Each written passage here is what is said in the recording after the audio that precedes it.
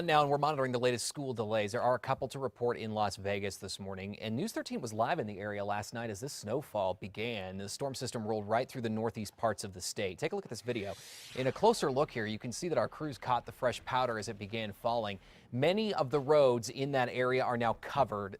This is what it looked like getting onto I-25 in the Las Vegas area earlier last night. A lot more snow sticking at that time. Of course, even more as you got into town, snow blanketed cars, just about everything in the plaza. We did see a snowplow or two out working to clear the roads pretty quickly, but not everybody was prepared for the change in the weather. It's snowing. I love it. It's so pretty, but I'm cold because I wear flip-flops everywhere.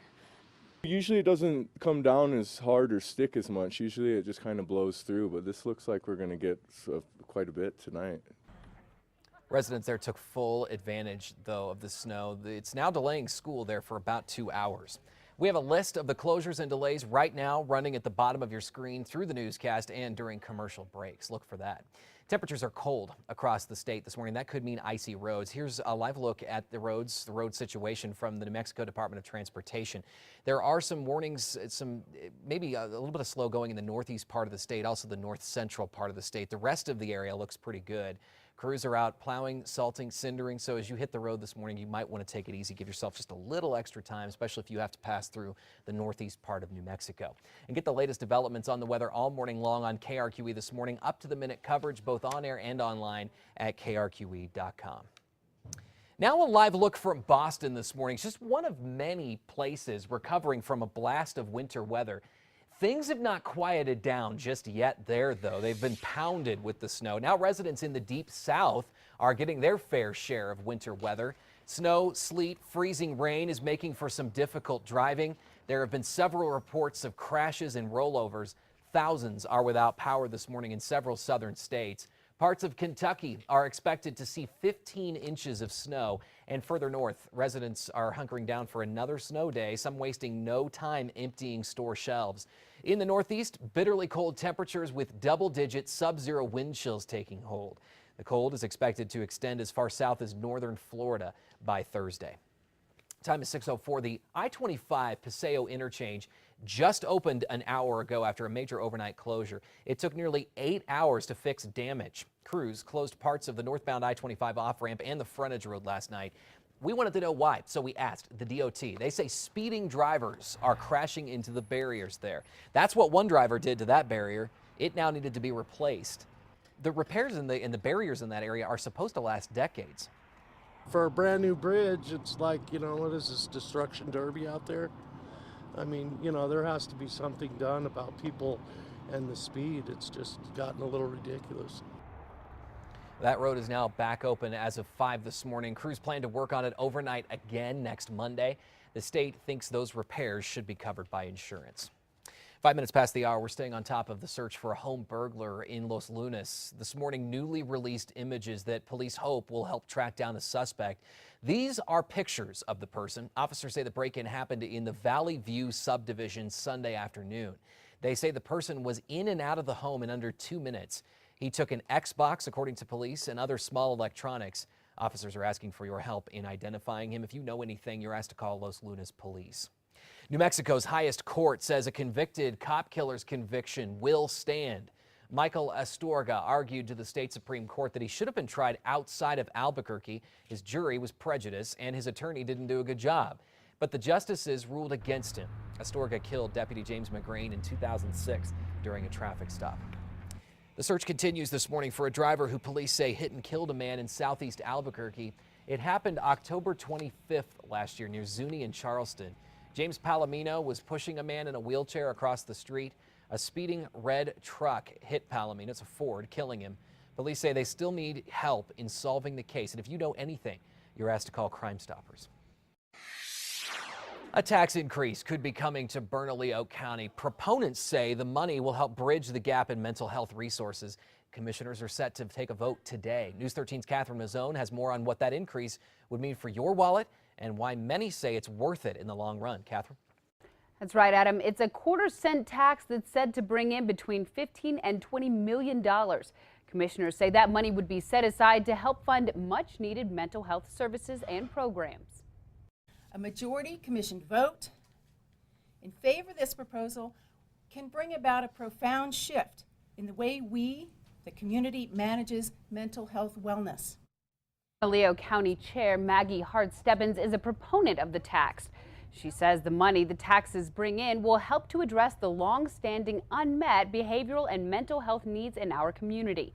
She says half of the inmates at MDC have a diagnosed mental illness or addiction, or both. Much of the homeless population, too, suffer from similar conditions, adds Stebbins. Stebbins says Bernalillo County is already working on a business plan to bring together a network of providers and stakeholders to prioritize needs and allocate money raised from that tax. Now, one possible resource Stebbins mentioned, a crisis response center. As mentioned earlier, commissioners will vote on the increase today. Some say they don't approve of this tax increase because it could hurt the poor. Back to you, Adam.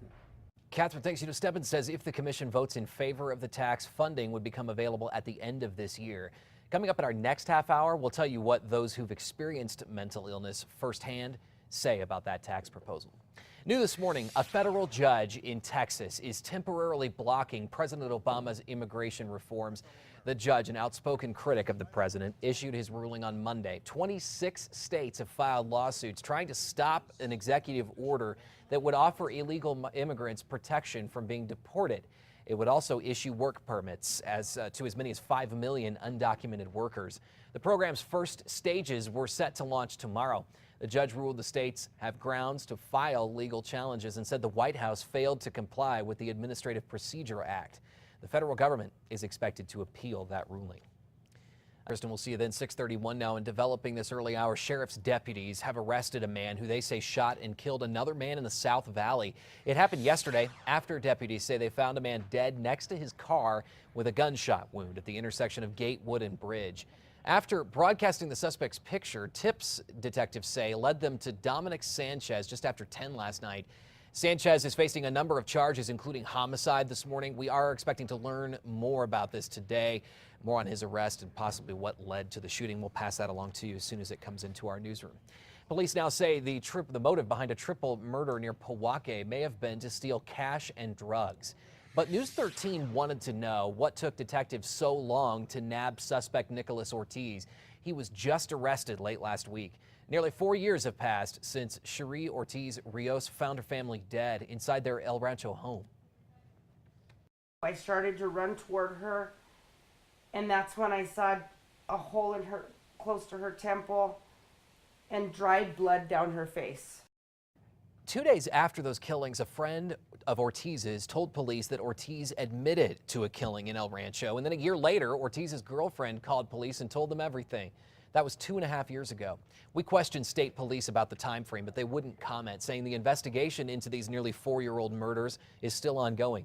Ortiz Rios criticized state police in the past, saying they were focused on her instead of the real killer. She says she's now trying to get on with her life.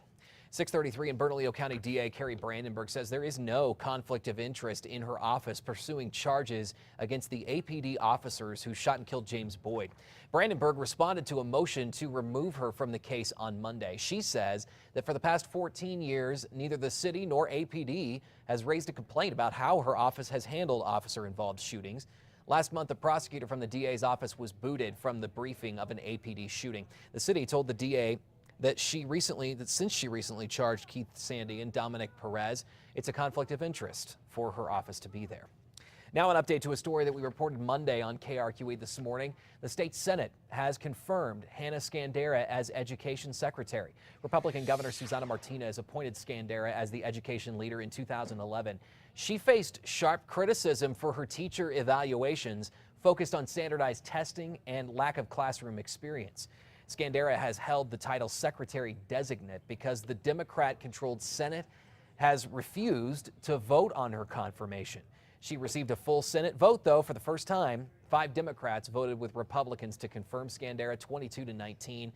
The Albuquerque Teachers Union says Scandera is not qualified for the job, and the Senate lowered the standards for that position. We want somebody in that position who's an experienced educator and understands what these policies mean in practice and how they play out in the classroom. The governor says she is thankful for, quote, the end to the 4-year efforts of some to obstruct this process. Those in support of Scandera say the change was needed and her reforms are working. Teachers from across the state gathered at the Roundhouse to attend that hearing. They say they don't support Scandera's confirmation. Would not listen to the teachers and parents of that state in terms of the outcome. Some teachers that we spoke with say their students have been the victims of useless testing the last few years. They say Scandera doesn't do enough to advance the state's education policies. A new proposal would keep New Mexico kids in the classroom longer. Las Cruces Democrat Joseph Cervantes is carrying a bill this year that would add 5 weeks to the school year for K-5 students. He says the extra time would help kids achieve more academically. Critics really aren't so sure, saying there are more effective methods than keeping kids in the classroom longer, like tutoring for struggling students. Parents News 13 spoke with are mixed on the idea. I think it's wonderful. It's more time in the classroom for the kids to get their education on. They're pushed so hard now with all the testing that I think a break does them well. No other state requires kids to attend school as long as Senator Cervantes is proposing. If approved, this policy would not go into effect for at least 2 years, and it would not affect students in 6th through 12th grades. The senator wants to pay for the longer school year by taking money from the state's long-term savings. Doing that would require a constitutional amendment, something voters would have to approve. 636, a bill that would strip driver's licenses from students who missed too much class, has cleared another hurdle at our state capitol. The Education Committee unanimously passed that bill on Monday. The proposal would encourage students to stay in school or risk losing their driver's license if they exceed 10 unexcused absences. The bill now heads to the Senate Judiciary Committee for consideration. According to a new study, parents are sort of split over delayed school days. This poll comes a year after the American Academy of Pediatrics recommended that middle to high school students should start at 8:30 or later to ensure they get enough sleep for growing bodies. Now, schools across the nation are considering the move to later start times, but some say there could be consequences, including transportation problems. Here are some facts about that study. 1 in 5 parents say delayed start would not allow enough time for after-school activities. 2 in 5 believe more sleep would improve student performance. 1 in 4 support a later school start only if it doesn't impact the school budget. Kids without updated vaccines or a waiver showing they can't get them will not be allowed in school in Santa Fe today. The district sent home a letter earlier this month to parents saying students needed vaccines updated by February 17th. Under state law, students must have those vaccination records on hand or a waiver for medical or religious reasons. School officials say they will ask parents to take their kids home if the required records are not updated. APS is doing the same thing. School leaders are giving everybody until February 20th to comply, so a few days from now, or get an exemption. It is 6:38 on this Tuesday morning, a 1/4-cent tax increase. It may not sound like a whole lot, but proponents say the increase could make a big difference for those suffering from mental illness and addiction. And today, Bernalillo County commissioners are set to vote on that tax hike. News 13's Catherine Mazzone is covering the latest in the Newsplex. Catherine? Good morning, Adam. Those in favor of the tax say it's an investment in the future of our community. According to commissioners, it would mean 3 extra cents on a $25 purchase and 12 extra cents on a $100 purchase. They say that money would go towards bridging the gap in mental health resources. A number of mental health advocates came forward at a press conference to weigh in on the proposed tax. Former APD Sergeant Thomas Grover was one of them. He says in his 8 years as a cop, dealing with the mentally ill was an hourly occurrence. Grover says his choices were limited. Take those suffering from mental illness in for an evaluation, take them to MDC, or do nothing. He says those options just aren't effective. Norma Escalante says she tried to live with mental illness without support, but eventually ended up in jail. Now, after getting the help she needed, she's on her way back to finishing school. Escalante says as a mother and community member, her mental health impacts more than just her. It impacts the family. I am asking the members of the Bernalillo County Commission to invest in mental health solutions so that more families like mine can have access to the resources and health care available. I have the ordinance in my hand right now. It looks like 1/8 of that 1/4-cent tax increase would go to general operations of the county, including securing revenue bonds, and 1/8 would go to behavioral and mental health needs for the county. Commissioner Maggie Hart-Stebbins says this tax would bring in between $15 and $20 million. Back to you, Adam. Catherine, thanks. Those opposed to the tax increase say it could hurt the poor. New and developing on this Tuesday morning, thousands of people are now displaced after a train carrying crude oil derailed in West Virginia. And there is dramatic video. You got to see this. It shows the explosion as black smoke fills the sky. Everybody within a mile and a half of that explosion has been urged to leave their homes as part of a mass evacuation. More than a dozen people were forced to spend the night there. Crews brought in food, water, and cots. The Red Cross is helping those displaced. What a fireball erupted there after all of that.